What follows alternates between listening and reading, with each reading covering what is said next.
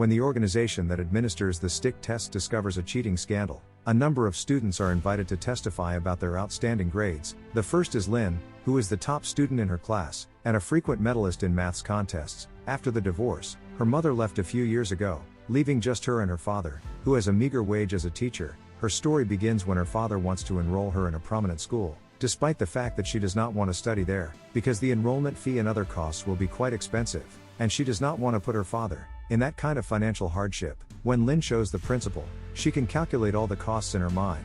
The principal is so impressed that she extends Lynn an offer of a scholarship, which Lynn gladly accepts. Later, as Lynn is taking pictures for her ID, she meets Grace, a sweet and wealthy girl, who doesn't mind that Lynn is an uncomfortable nerd, who is more interested in acting than studying. They click right away and become close friends. Grace's grades had been passing, until the school made an announcement about a new rule. The overall average had to be close to 3.2.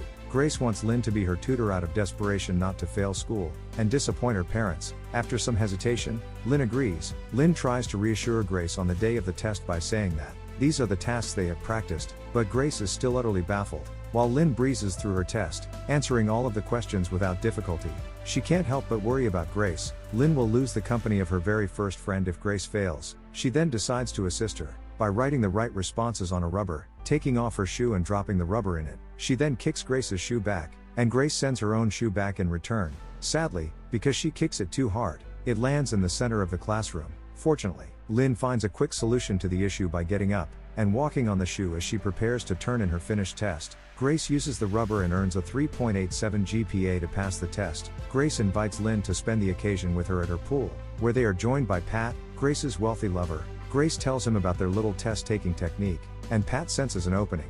He makes Lynn an extremely generous offer of money, in exchange for helping him and his buddies cheat on all of their examinations. Lynn initially declines, stating that she doesn't need it, but Pat later notes that even though she has a scholarship, her father is still covering administrative costs. When Lynn gets home, she looks through her father's desk, and discovers the papers supporting Pat's claims. Lynn's dad is making large payments with his meager teacher paycheck. Later, when she is rehearsing the piano, she queries her father about why he enrolled her in the exclusive school. When Lynn claims she was happier at her old school, her father ignores her and claims he wants her to have greater possibilities, and perhaps even study abroad. After Dad goes to bed, Lynn continues to practice the piano and discovers that her fingers are a great way to signal while they play. The following day, Lynn takes the position and instructs the group on how to get their solutions. The examination is multiple choice. The pupils simply need to memorize which letter belongs to which hand pattern. Once she gives each letter, by passing off their practice sessions as piano lessons, they can keep the money legal and provide a defense for the investigation. The group then starts using this strategy to cheat on every exam, and it works. The others need only observe as Lynn glides her hand across the surface in an entirely innocent manner. Teachers seem unconcerned, and everyone receives top grades on their tests. The company quickly grows as more and more students are willing to pay for the answers every day. Lynn spends this money on her father's new clothes and household chores. While everyone may now have passing grades, Lynn remains the top student in her class, followed by Bank, a true genius who is unaware of the cheating trade. He has little financial resources, and, like Lynn, a scholarship has allowed him to attend this university. His mother's meager laundromat wage must be used to cover his administrative costs. He has a phenomenal memory as seen by how rapidly he can recite pi, but he doesn't put up with lying. Although Lynn and Bank aren't actually friends, the school sends them to maths competitions together, and by cooperating, they easily win them. Consequently, they regard one another as close friends. The principal contacts them after they take first place in Teen Genius to let them know that they can apply for a scholarship overseas, but since there is only one spot, they will suddenly be competitors. Under all this stress, Bank is feeling quite anxious, yet he still chooses to help his elderly mother wash by hand, because the washing machine broke. When he gets home rather than study, a classmate named Tong approaches Bank one day and offers to pay the bank for his assistance during the exam, because the piano code is too challenging for him. Bank declines him, stating that it does not want dirty money. While taking the test, Lynn uses her customary hand signals, but because Tong didn't learn them, he keeps attempting to peek at Lynn's paper. Bank is watching Tong and catches him peeping, thinking he might try to cheat. After finishing his own exam, Bank gets up and acts as if he trips next to Lynn's desk, while displaying a note accusing Tong of trying to cheat, and Lynn acts as though she is appreciative. After giving his test, Bank informs the instructor about Tong before departing. The test is divided between sets A and B, making cheating impossible, so the teacher doesn't pay attention to the warning. Realizing this, Lynn and her paying buddies quickly utilize hand gestures to denote who owns which set. To allow everyone on that team to turn in their test, Lynn starts by making the hand motions for set A, while the students are gathered around the teacher. Lynn trades her paper for Tong's, who is marked B. She then rushes through the exercises and signals the B group's answers. They choose to ignore the teacher as the clock is ticking down, and he approaches to collect the papers. Fortunately, they are able to complete the answers just before he gets to their desks. Everyone believes they are safe after the test, but Lynn and Tong are unexpectedly summoned to the principal's office because the bank has informed her about Tong. They made an effort to disprove any cheating, but the principal found that Lynn's and Tong's papers were mixed up. When they check the documents, the principal summons Lynn's father to a special meeting and says that because this is only the first time, and she is a good student, Lynn won't be expelled but will instead forfeit her scholarship. Lynn criticizes the principal, claiming that collecting administrative costs from her father, when she is meant to be receiving a scholarship, also constitutes fraud. Like her, the school also makes money off of the work of others. Indignant, the principal cancels her opportunity to compete for a university-level foreign scholarship, eliminating Bank's competition. Bank, however, feels awful because he thinks he was treated unfairly. When they arrive at their house, Lynn's father chastises her for what she did, and expresses his disappointment by refusing to wear the blouse she gave him. Grace visits Pat's house in the meanwhile, to eat dinner with his parents. They believe Grace has helped Pat improve academically, and they want her to apply for the stick alongside Pat, so they can attend Boston University together. They even made a financial commitment to cover all of their expenses. Grace phones Lynn in a desperate attempt to get assistance. At first, Lynn doesn't want to jeopardize her reputation once more, but Grace makes an appeal to their relationship this time, and offers a salary that is significantly higher than previously. Lynn agrees, but after reading all the test requirements, as she exits the building, she recognizes there is nothing she can do to game the system. She starts to write an apology note, when she hears a man speaking to someone in another nation, and sees all the clocks on the wall that show different time zones. She now has the ideal thought. The following day, Lynn shares her strategy with Grace and Pat. They'll take advantage of different time zones. Since the test is the same everywhere, she will take it 4 hours earlier in Australia. She can then send the answers back to Thailand, and sell them to anyone who wants to take the test. Grace and Pat's job will now be to find more clients to cover the costs. Lynn will be able to attend Boston University. In this fashion, Lynn will need to memorize the solutions, though, in order to speak them. She can memorize a lot when she has enough time, but since she will only have a little time remaining, when the test is over, she will only be able to memorize half of it. Bank would be the only one who could memorize the second half. They know better than to ask him, though, as he despises lying. The night before the scholarship exam, Bank is delivering clothes to the laundrette on his scooter. When he arrives home, 2 thugs surround him and accuse him of scratching their car with his scooter. They then beat him up and dump his lifeless body in a landfill. The following morning, when Bank awakens, he is dismayed to learn that he has lost the opportunity to take the exam. When Lynn learns about what happened later at school, he goes to the bank to ask him to join them, and makes a good paying promise. Bank initially declines, but Lynn persuades him to agree after explaining how the system consistently takes advantage of people in their situation, and that it is only right to reciprocate. They complete their heist plans now that they have memorized everything.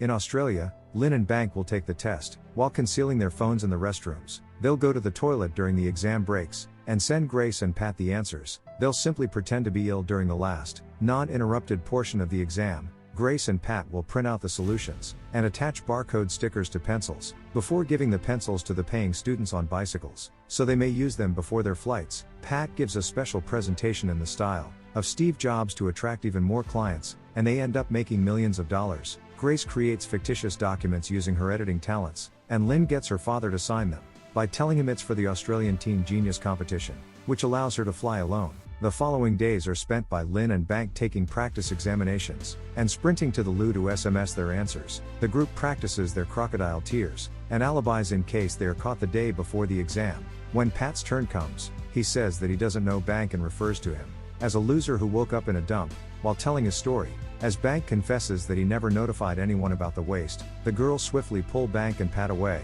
Bank is enraged and jumps on Pat to beat him up. This indicates that Pat intentionally caused Bank to fail the test, so he could assist those thugs instead of paying them. Bank abandons the plan and exits the building, but as he walks down the street, he notices an advertisement for a laundromat, and wonders if he can really live that life indefinitely. Lynn, meantime, is equally repulsed by what transpired and resigns as well. Grace claims she was unaware of it, and begs Lynn to spare her any resentment, because she values their friendship. Lynn then seeks out Bank, who has chosen to rejoin the group since If he was beaten up and lost his chance, at least he wants to get compensated for it. Bank convinces Lynn to rethink her attitude by saying that, because she is to blame for his predicament, she should take charge of the situation and make it right. A little while afterwards, Lynn and Bank take off for Sydney. They travel awkwardly and silently the entire time, but when they arrive, they make up and take a selfie. On test day, they conceal the phones in the restrooms. Before entering the classroom, where they effortlessly finish the first section of the exam, they have ample time to learn the solutions thanks to this. When the first break is about to start, Lynn and Bank dash to the loo to type their responses. However, the Bank requests more money before sending his. Pat despises him for it and initially says no. But when Bank points out that he needs money as recompense for being beaten up, Pat sends him half and says he'll pay the other half. After the exam, Bank accepts it and then sends his responses. After a short while, Lynn and Bank re-enter the classroom and rapidly complete the second portion of the exam. They begin to have problems, though. During the second break, Bank arrives at his booth quickly, but it takes him some time to recall all the answers. He is able to dispatch them, but the inspecting officer notices Bank is taking too long inside, and arrives at his door to knock. In his panic, Bank breaks the toilet lid unintentionally, and unsuccessfully tries to flush the phone down the toilet, which leads to his capture. Before Lynn can enter her stall, she must first wait in the queue. She sends all the responses, but she is also accused of taking too long. Fortunately, she remembers to put her phone in her shoes, and makes a safe exit from the loo. She hides the phone in the water cooler, before going back to class. After finding Bank being reprimanded, and all the pupils being searched outside, unfortunately, Bank doesn't show up, so Lynn has to do the final step by herself. She briefly doubts her ability to memorize this much information, before realizing she can if she approaches it like a music sheet. As her hand starts to move subconsciously, the ruse succeeds, but there isn't much time left, so she uses a pencil to make herself throw up. Lynn quits the class by claiming to be unwell, gets the phone back, and then departs the building covertly. To avoid being caught by the police, the officers start pursuing her. After spotting her odd motions on the security video, while inputting the answers, Lynn sprints down the tube platform, but she is bumped and someone treads on her phone. Lynn believes she will be unable to complete her task, because the screen is broken. But with a lot of effort, she sends all the answers. She misses the train as a result of the delay, but the officer finds her and asks her to accompany him so he may question her. Lynn smuggles the phone into a stranger's luggage. As they leave, Lynn's father appears as Pat and Grace are printing the solutions. He discovered this address on the documentation he signed and is concerned. Because Lynn won't pick up the phone, Pat and Grace fabricate a tale about Lynn and Bank having a relationship. In order to explain what's going on to the man, they allegedly went on a trip together, and Lynn told her father a falsehood about it, because she believed he wouldn't like it. After receiving this response, the man decides to depart, allowing the two to finish the stickers in time to deliver all of the pencils to the children. Lynn is summoned to the interrogation room, where she finds Bank telling his narrative. With tears in her eyes, she follows the sign he makes urging her not to get involved, since he is lying to shield everyone. The photo that they shot together is deleted by Lynn. Grace and Pat are ready to extend an invitation to Lynn to attend their success celebration. When she returns from work, Lynn, though, rejects them. She is unwilling to assist the pair any further, because she feels terrible about her grades being annulled and Bank being suspended, citing the fact that university tests aren't multiple choice anyhow. After that, she phones her father to come pick her up. When he inquires about her lover, Lynn has a breakdown and tells him everything.